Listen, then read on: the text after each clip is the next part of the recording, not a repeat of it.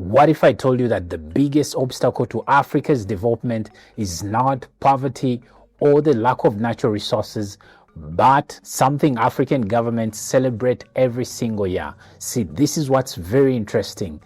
Billions of dollars flow into Africa as foreign aid and grants, and governments applaud it. International organizations and donor countries announce it.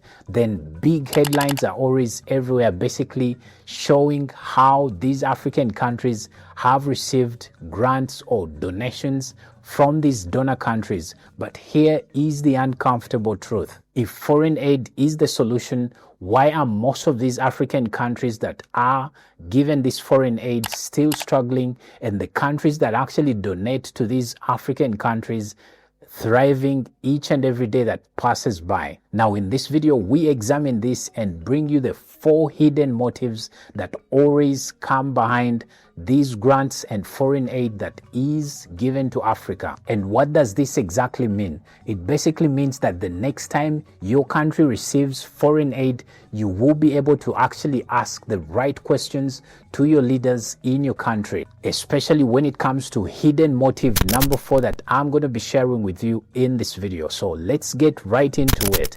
Now, as this aid comes in, most of these donor countries are looking at resources and market access when it comes to African countries. Let me try and explain.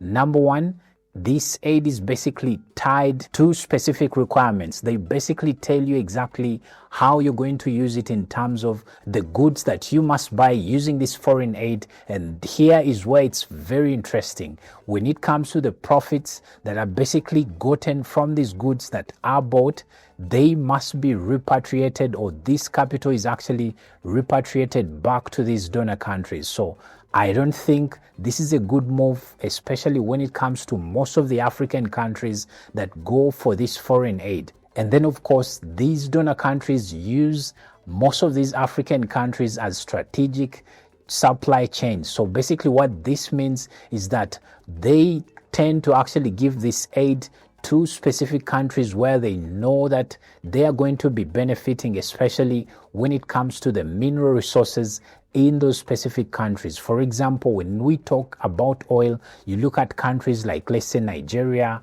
Angola, let's say Uganda, and many other countries.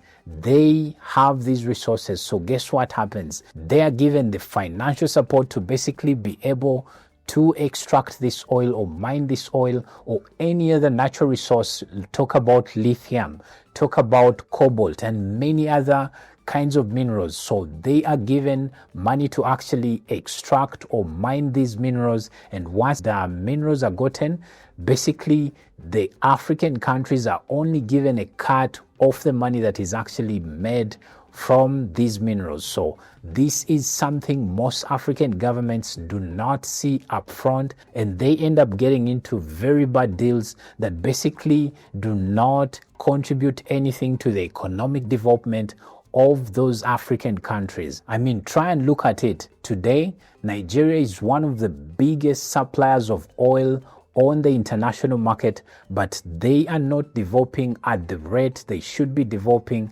simply because they took part in some very bad deals with some of these mining companies that basically end up repatriating all the profits from the oil that is gotten from the country. And then look at Angola. It's in the same kind of bracket. They have a lot of oil in the country, but the oil is not helping the country. Now, let's also talk about the cycle of dependency. Now, in this, I would like to bring to your attention the local market displacement. You find these donor countries massively shipping goods almost for free or at very subsidized costs, basically to try and compete with the local or the locally manufactured goods in the countries they are sending these goods to. Reason being, they want to basically cripple the companies or the factories or the businesses in these countries. So you need to watch out for this, especially when you see massive shipments of goods coming into your country. For example, second-hand clothes. You might see clothes coming, let's say, from the US, coming into the country, and guess what? Those clothes are basically meant to cripple the textile factories or industries in that particular country where these goods are sent, because that good will cost much less than the locally manufactured product in that country. Hope this really makes sense to you. And then more on this cycle of dependency is the brain drain acceleration. Now, when it comes to most of these donor countries, they operate NGOs in most of the African countries. And guess what?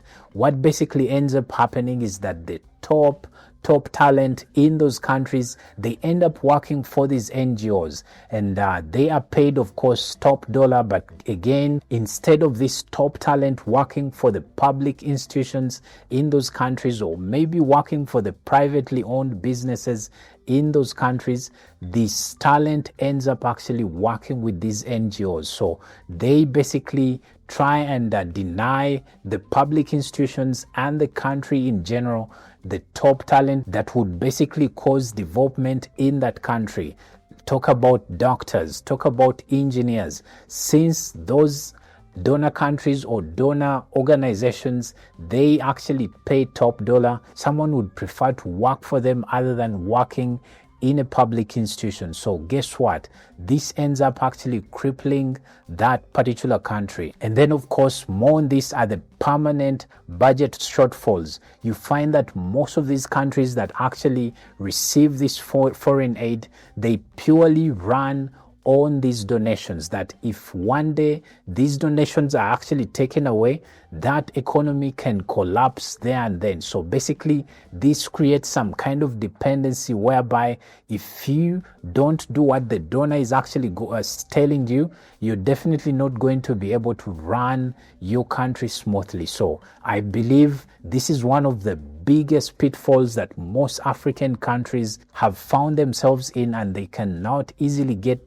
themselves out of this pit that they actually dug themselves. Now let's talk about political influence and soft power. I don't know if you've seen this, but if we are to talk about global voting alignment, these donations tend to spike a lot, especially if these donor countries want, let's say, a vote at the United Nations Security Council. If they want a vote to be in their favor, they would basically fund this specific African country or specific African countries that they know are going to contribute to this vote at the UN Security Council and basically be able to vote for them. So you see these donations every now and again, especially when the UN Security Council is about to have a major vote about something. And then, of course, it also shows up in terms of politics in these African countries. You find that these donor countries, they might decide to actually side with a particular political organization